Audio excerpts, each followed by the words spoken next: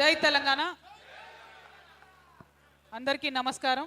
గౌరవనీయులు వేదిక మీద ఉన్నటువంటి పెద్దలందరికీ పేరు పేరున నమస్కారాలు. ప్రత్యేకించి న్యూ డెమోక్రసీ పార్టీ నుండి విచ్చేసిన అన్న గోవర్ధన్ అన్న గారికి, అక్క సంధ్యక్క గారికి, అట్లానే శేఖర్ రెడ్డి అన్న గారికి, వేదిక మీద అనేక మంది ఉన్నారు. నరహరి సార్ ఉన్నారు, అన్ని కుల అశోక్ సార్ ఉన్నారు, చాలా కుల సంఘాలకు సంబంధించినటువంటి నాయకులు ఉన్నారు. వారి పేర్లన్నీ ఒక్కొక్కటిగా నేను అక్నాలెడ్జ్ చేయడం జరుగుతుంది. అయితే ఇవాళ ఈ కార్యక్రమం పెట్టుకోవడానికి ముఖ్య ఉద్దేశం ఫస్ట్ ఒక 2 నిమిషాలు వివరించిన తర్వాత అందరూ అతిథులు కూడా మాట్లాడేటటువంటి అవకాశం ఉంటుందని తెలియజేస్తూ ఉన్నాను. ఇవాళ భారతదేశ వ్యాప్తంగా జనగణన అనేటటువంటిది ఒక ఎక్సర్సైజ్ జరుగుతూ ఉంది. కులగణన అనేటటువంటి ఎక్సర్సైజ్ జరుగుతుంది. సెన్సెస్ వాస్తవానికి 2011లో జరిగింది. ప్రతి 10 సంవత్సరాలకు జరగాలి అంటే 2021లో జరగాల్సి ఉండే. కానీ 2021లో కోవిడ్ వచ్చిందని చెప్పి జనాభా గణన చేయకుండా వదిలేయడం జరిగింది. ఆ తర్వాత సందర్భంలో ఇవాళ భారతదేశ వ్యాప్తంగా జరుగుతున్నటువంటి చర్చలో భాగంగా బీసీలకు సంబంధించి గణన కావాలనేటటువంటి డిమాండ్ అన్ని రాష్ట్రాల్లో కూడా వస్తున్నటువంటి సందర్భంలో మరి కేంద్ర ప్రభుత్వం కూడా మేము కులగణన చేస్తామని చెప్పి చెప్పడం జరిగింది. వారు కులగణన చేస్తామని చెప్పగానే అందరం కూడా వాస్తవానికి ఆశ్చర్యపోయినాం.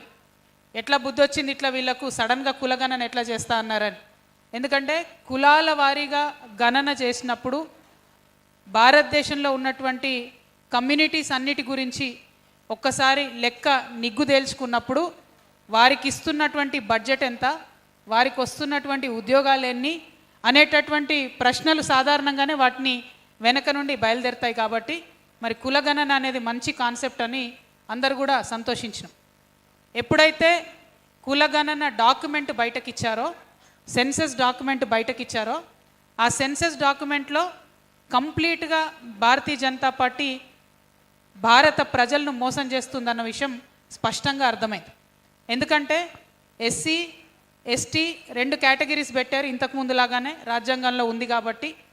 కానీ ఏదైతే ఓబీసీ అనే కేటగిరీ పెడతామని చెప్పారో అది పెట్టకుండా డైరెక్ట్గా కులము అనేటటువంటిది ఇంక్లూడ్ చేశారు. మనందరికీ తెలుసు కుల వ్యవస్థ భారతదేశంలో ఎంత కన్ఫ్యూజింగ్గా ఉంటుందో మనందరికీ తెలుసు. ఒక్కొక్క రాష్ట్రంలో ఒక్కొక్క కులాన్ని ఒక్కొక్క పేరుతో పిలుస్తాం. ఉదాహరణకు నేను వెలమ కమ్యూనిటీ, తెలంగాణలో నేను ఓసీ, మహారాష్ట్రలో నేను ఎస్సీ, ఆంధ్రప్రదేశ్లో నేను బీసీ. మరి ఒక్క కమ్యూనిటీ, అది కూడా ఇంత చిన్న కమ్యూనిటీకి, సంఖ్యాపరంగా చిన్నగా ఉండేటటువంటి కమ్యూనిటీకే 3 రాష్ట్రాల్లో 3 రకాలుగా ఉంటే మరి 56% పైబడి ఉన్నటువంటి బీసీ కమ్యూనిటీలైనా మిగతా ఓసీ కమ్యూనిటీలైనా ఎంత కన్ఫ్యూజన్ ఉంటుందో మనందరికీ తెలిసిందే. సో ఇవాళ ఇక్కడ అన్ని కమ్యూనిటీస్ని పిలవడం జరిగింది. ఓసీ కమ్యూనిటీస్ని పిలిచినాము, ఎస్సీ కమ్యూనిటీస్ని పిలిచినాము, ఎస్టీ కమ్యూనిటీస్ని పిలిచినాము, బీసీ కమ్యూనిటీస్ని కూడా పిలిచినాం. ఎందుకంటే భారతీయ జనతా పార్టీ వచ్చిన తర్వాత ఈడబ్ల్యూఎస్ అనే రిజర్వేషన్ పెట్టింది ఒక 10%. మరి ఈడబ్ల్యూఎస్ రిజర్వేషన్ పెట్టినప్పుడు అప్పర్ క్యాస్ట్లో ఉండేటటువంటి అగ్రవర్ణాల్లో ఉండేటటువంటి పేదలకు కూడా సర్టిఫికెట్లు ఇస్తున్నారు. మరి వాళ్ళు ఏ కేటగిరీలోకి వస్తారనేటటువంటి విషయం కూడా ఈ కులం అనేటటువంటి కాలంతో క్లారిటీ లేదు.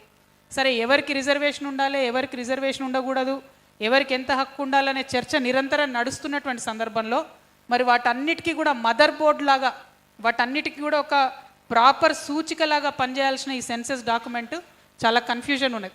ఆ కన్ఫ్యూజను తెలియక జరిగింది కాదు, తెలిసి జరిగింది. కులగణన చేస్తామని చెప్పినటువంటి వారు మాట తప్పడం వల్ల జరిగిందని చెప్పి బలంగా నేను విశ్వసిస్తూ ఉన్నాను. మరి దేశవ్యాప్తంగా ఈ చర్చ జరుగుతుంది. మన తెలంగాణలో కూడా ఈ చర్చ జరగాలి. తెలంగాణ నుండి మనం ఒక ఒపీనియన్ ఇవ్వాలి కేంద్ర ప్రభుత్వానికి అన్న ఉద్దేశంతో ఇవాళ ఈ రౌండ్ టేబుల్ సమావేశం ఏర్పాటు చేయడం జరిగింది.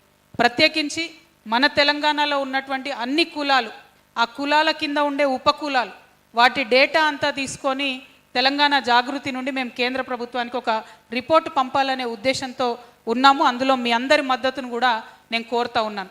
వాస్తవానికి ఇది ప్రభుత్వాలు చేయాలి.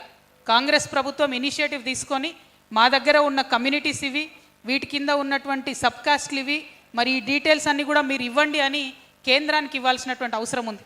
వారు ఆ అడుగు వేయడం లేదు. అందుకనే ఒక బాధ్యత గల సంస్థగా ఆ ఎక్సర్సైజ్ మేము చేద్దాం అనుకుంటా ఉన్నాం.